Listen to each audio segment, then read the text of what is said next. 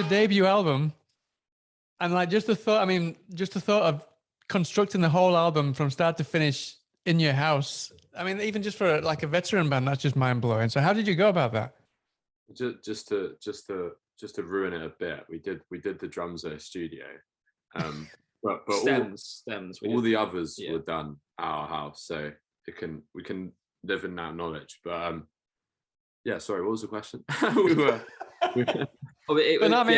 Just diving into that kind of mid lockdown, just saying, right, let's get this album down. I mean, that's daunting, not just for you, but for any band. That's even someone that's been going for 20, 30 years. Yeah, it was the blessing of all living together, and then lockdown hit, and we just finished a tour. We were lucky enough that we just squeezed the tour in, so we were one of the bands that were lucky enough to not really have a massive hit in terms of, because obviously bands have cycles and you have timelines. So we just finished a tour, and the next stage kind of felt right to do a big release anyway, because we'd just done 4 singles. I think we just released the 4th single in a run of singles. Yeah, man. We just had a big... Are we allowed to swear, by the way? I don't know. Yeah, no problem. Yeah. We had a big fuck it moment. You know Rock and roll, man. It was just like we always say, we were with a management company and a booking agent for since when we were 16, you know. So in the COVID times, we decided to pretty much leave every kind of industry aspect of what we had and go it alone. And then because we had a load of songs that we were always bugging, what one should we release? What's the next single? What's the next this? We're not ready to do an album, this and that. Once we left them, it just felt like, we've been in Sheffield for long enough now. We've got enough contacts here. We've got enough people around us to help us achieve this album if we want to do it. So why don't we just do it? And our demos were always, because in the lockdown we spent so much time, because we were always conditioned to do that from being 16 by our management company, that you should always be writing. And we kind of, when we had, because we're all that's why we moved up to Sheffield, because we're part-time, we had the opportunity to write a lot. And that's kind of why we moved up north. And because we had so much material and we demoed them quite extensively, and to a point where honestly we could have just released the demos, and that was when then we needed somewhere to record James's drums, because that's still part of our identity, was James's drumming style. So we wanted that on the album. So we went to a studio that had, because I've only got 2 mics, literally we did the album other than the drums with a 57 and a 7 SM7B. We had 2 mics, an 8 input interface into my computer, which is 10 years old. So doing something that would take 20 minutes, 2 minutes would take me 20 minutes.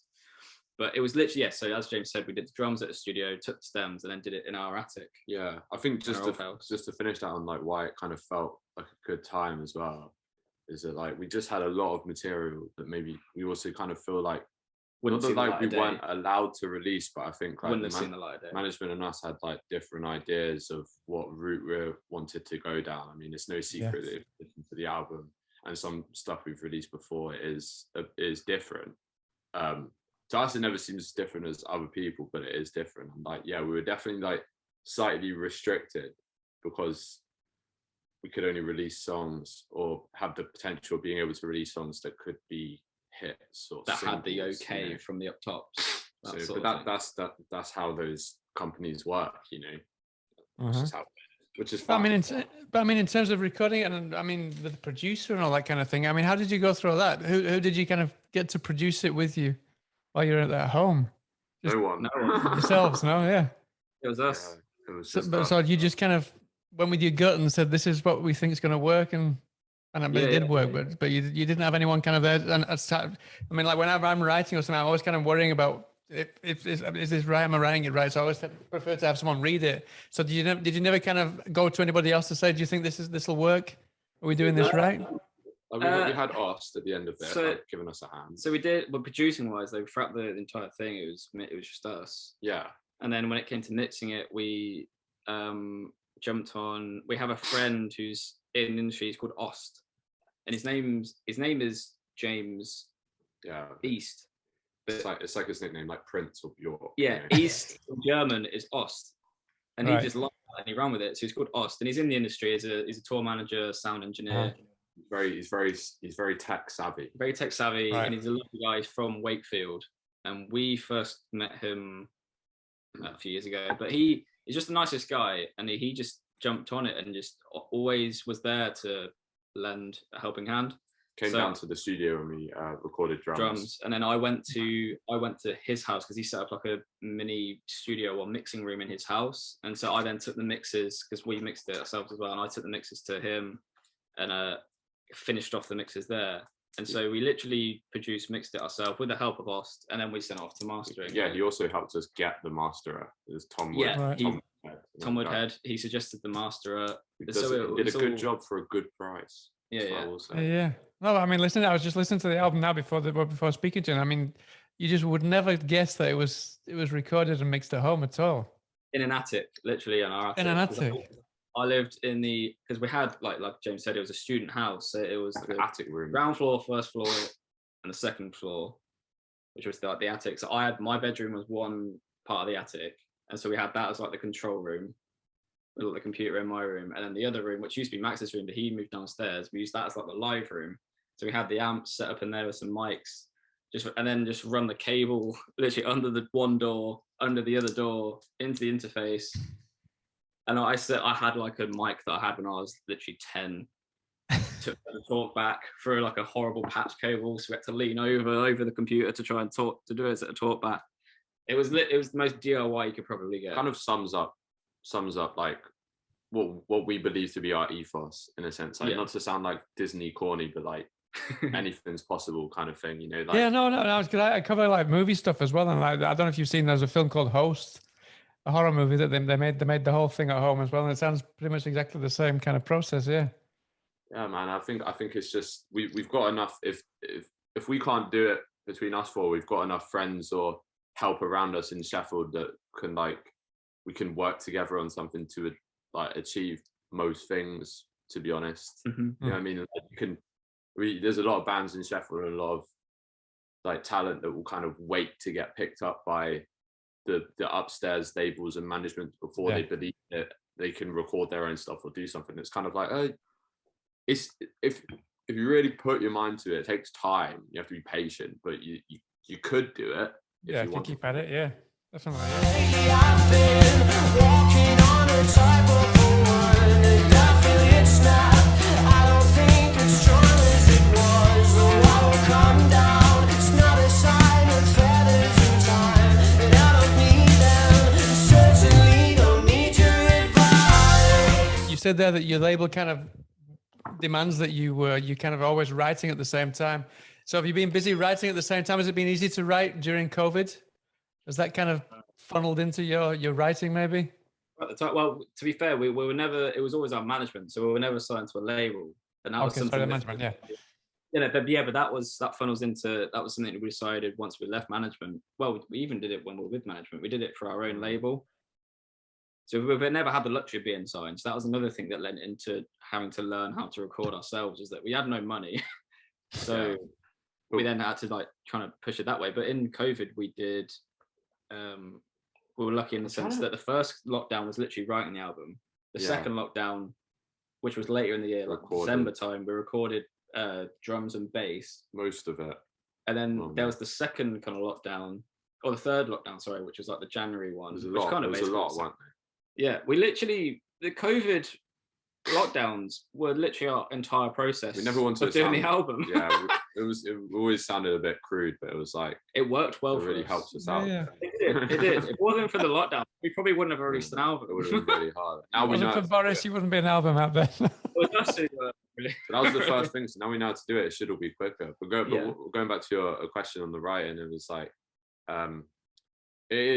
I think we would have found it hard to record the album and write alongside it. Yeah, like that is hard because like it really does take like all of our time and focus. Like it's really hard to do. So we have to kind of live very much in the knowing of like there's one project and then you go on to the next one. Then now you do albums, when you do singles and EPs, it's a bit different. You just generally write. But like once you do an album, you kind of, I don't know if surely a lot of bands do see it that way, and kind of like projects, you know, first, second album. So to be fair, that was a blessing of the first album, that we never saw it as an album. we were just writing because Just writing separate songs now, and then it all came together now. at the start of the first lockdown, we were just writing because we needed a catalogue of songs to then pick from for whatever we would do next. And then we were like, because all the songs we were writing were honestly so good in our opinion, we're just like, let's just do an album. And then we made an order that we thought worked. We still got shit tons as well. Yeah, but there's a lot of stuff that didn't make the album. We revisited a song because we've now like started the new project, as we would say, like, just started writing again. Like we've literally revisited a song you guys must have written like 3 years ago, and just gone, oh, it's all right actually. Yeah. Like that might have some relevance now. You know, like we'll just pluck songs from like 3-4 years ago and be like, oh, does that hold up? Like that was quite good. Sometimes we listen to it like, nah, it's a bit. Yeah, no, I mean, I was speaking to the Sherlocks the other day, and they said that one of the songs on the new album was actually from 10 years ago. And they found a chorus for it now. Yeah, it can happen. It can happen. But I thought you'd see the signs as I felt something awaken, and the rain stopped in your path. I mean, obviously, I've never spoken to you before, so I wanted to find out a little bit about how you got together, how you formed. I mean, you said you lived together since you were like kids almost, no? I mean, has that just been through friendship, or was that kind of through similar passions for music? How did you kind of get to meet each other and then finally form as a band? It always comes through the story of college. We met at college. Me and Ollie, the bassist, we've known each other since we were 3. Since you were 3? Yeah, we've been childhood friends. And then we're from like the Midlands area, Northampton, Oxfordshire. And we went to ACM in Guildford, which is a music college. Really wacky music college in the same building as a Wetherspoons. Literally, it's on like the floor of the Wetherspoons. Yeah, and we met James and Max there, and then it literally just kind of steamrolled from that. Because everyone's musicians, which is like has its negative like benefits and negatives. Like it's very competitive, but like there's loads of people for you to just like jam with and like potentially start projects and bands with. So that's like the cool thing. But yeah, we just started like jamming together, and then eventually we'd just go from like doing covers to like trying to write original songs. And it's kind of how it's. I would say the fun started with us about like 9 months to a year of actually being a band. Because I think when we started off, we were like, you know, you're just trying to form your identity. You know, like you're just trying to figure out who you are, what kind of music you want to write, what you want to look like, how you want to dress. And then like I think about a year or so in, we like really like found a stride, and like we went down that like more punk DIY, like throwing gigs in our house, and like I definitely felt like we formed a really cool buzz in Guildford at the time. There was a massive turning point in that story though. It was literally when we discovered the band Fiddler. Right, I was reading an interview that you did. You said Fiddler's one of the best gigs that you've ever been to or something. Yeah, that was the anchor in the story of BlackWaters. Yeah, that was when it turned. That was literally when we stopped doing covers and wearing all black. That's the thing. It's like you know them bands, like we don't listen to them alone now. We still love them. Like when they come on, you're like, fuck yeah, great tunes. Yeah. But like that in that moment, they were just the band that made us go like, oh man, this is. I think that was when we synchronized. Because before that, I think we were like 4 musicians. I mean, we all had different music tastes. We had different backgrounds. I mean, I was going to say, I can't remember who it was, but I mean, one of you said that one of your favorite songs that you don't usually tell people is the Macarena, and then on the other hand, your favorite song, I think it was Max actually said that his favorite song was Macarena, and the favorite song to turn really that was Territorial Pissings by Nirvana, which was like, what the fuck? How long ago was this? This was a while back. I think it was 2017 or so. Yeah. No. That's okay. That's funny. Territorial Pistons make more sense. Max is probably just trying to be funny. We're literally talking about Mac Rainer literally the last session, like literally Monday.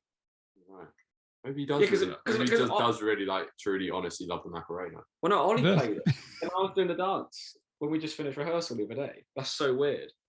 I don't think I'm with any of these things. No, you were. We were about to leave, you face. You might be in the toilet, but Ollie literally put it on his phone. That's so strange. That is so strange. Okay, there you go. You're digging out archives, you see. I just came across it a bit earlier on the internet. But yes, no, I wanted to talk a little about your. I mean, I read you had all kinds of influences. I read that kind of. I knew you were all into Fiddler and things like that. And then there's Jonathan Richman, Simon Neil, Lou Reed. There's all kind of different things. Damon Albarn as well was a big influence, I think, on you. Well, I don't. Talking of Damon Albarn, what did you think about the whole Taylor Swift debacle? What's happened? I don't watch the news. No, you didn't hear that. He I don't think he meant it on purpose, but he kind of slagged Taylor Swift off, saying that she didn't write her own songs, and she took offense, and she said, I co-write my own songs and stuff. Those right. I thought Taylor Swift did write quite a lot of her songs. Yeah, I don't know. I don't know if she writes them on her own, but I know that she said she came out and said that she certainly co-writes most of her songs. So that's all right. Does it really matter how the song is formed? Like, does it actually matter? Do you know what I mean? That's what I'd say to Damon Albarn. If I was ever to talk to him. To be fair, whenever anyone brings up Damon Albarn, obviously like Blur's good, it's great as well. But I'll defend Damon Albarn when it's in terms of Gorillaz, because I think Gorillaz are just like. I think Gorillaz are better than Blur. Yeah, I agree. Yeah, I'm older than you, Sam. I was one time. I remember going to see Blur in Alexander Palace years ago, and it was one of the best concerts I can remember. But yeah, no, the Gorillaz are great as well. Yeah, definitely. I say Blur, but I think Gorillaz are just like. I like Damon's new hair. Well, but I think he's cut it since now. He got rid of that mohawk, the kind of. It's like a half mohawk, half mullet. I'm really big on the mullet vibe. I think that like.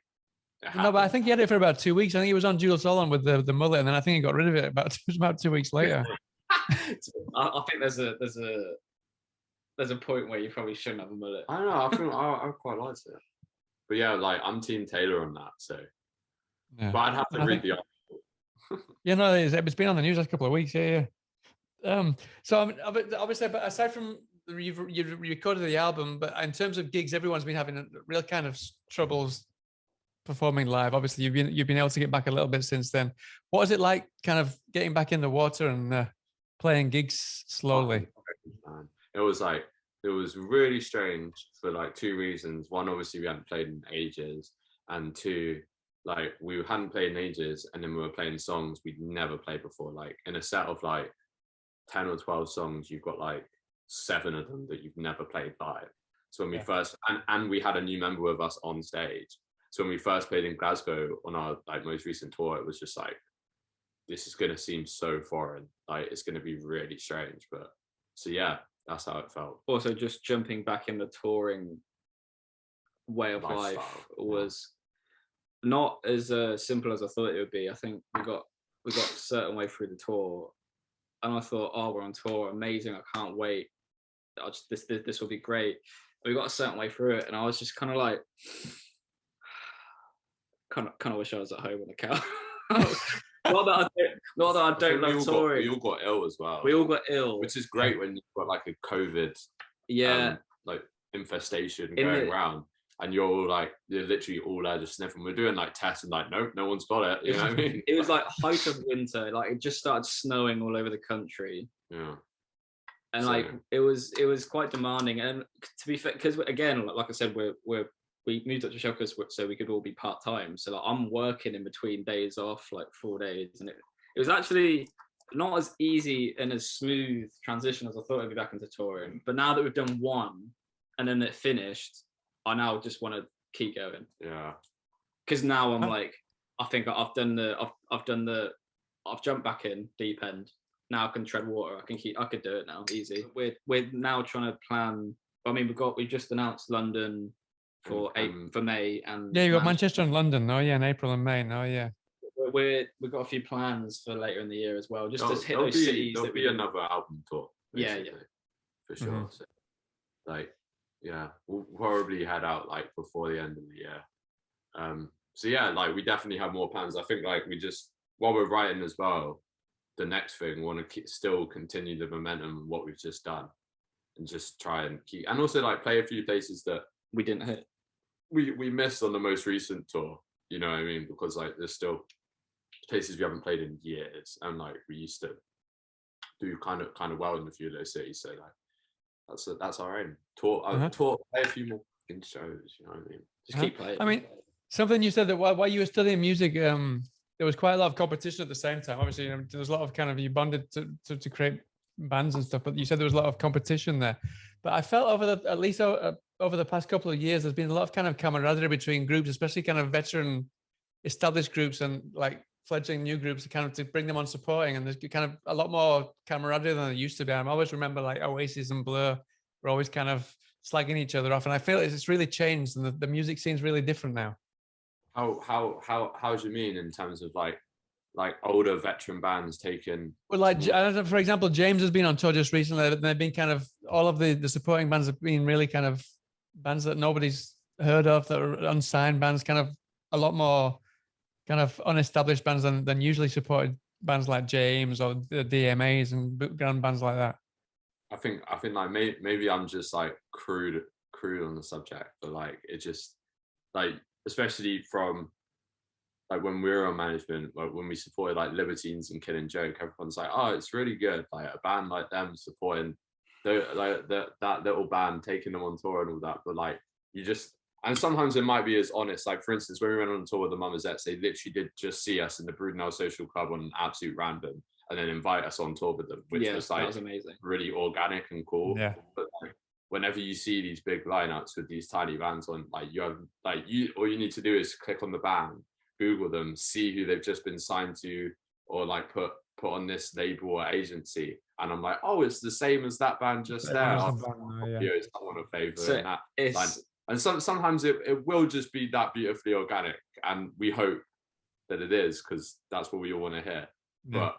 But I've just coming out of being on the management that we were on for 5 years or so, like you just get a bit snide to it, or you get a bit wise.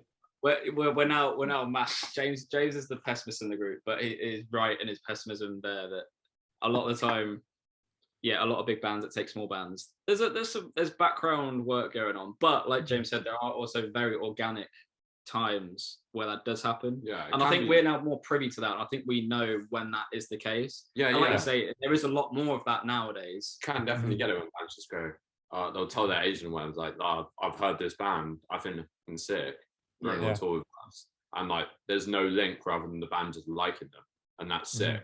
But that doesn't happen often. 9 times out of 10 there's a lot of red tape and money involved. Always great. Like you said, there is a lot of camaraderie now with bands. I mean, we don't really talk much nowadays, but like we did one of our first ever tours with a band called Strange Bones, and we were like, that was a co-headline tour, and that was just us gigging together and having fun. And then like they're doing it now with Calvin Louise. We've got friends that are also from Sheffield called Chiefs. Are really good friends with them, and it's less about now like trying to compete with each other as opposed to just, but everyone's trying to do it. That's why we have our label.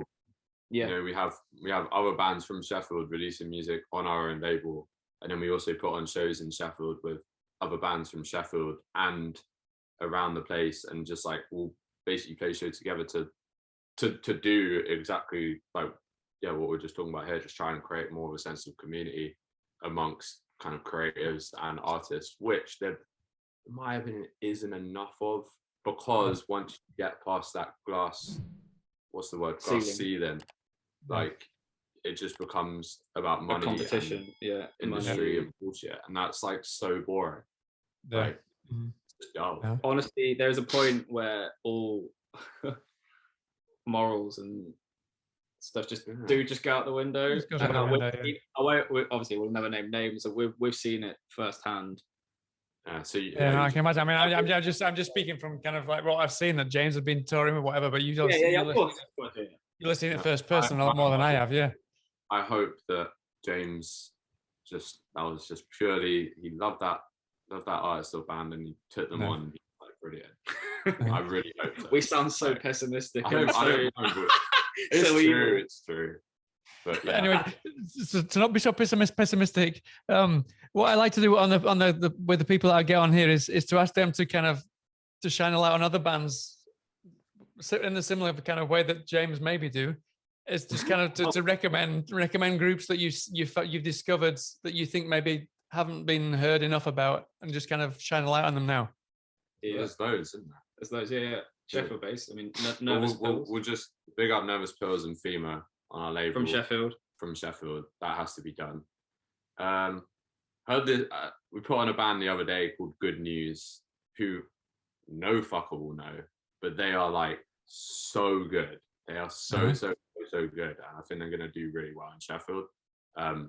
That's Sheffield, I say. Jen. There's also more. There's way more, but yeah. We had a band called Jen who supported. They're from Brighton, I believe, but they supported like GENN. They supported us in London.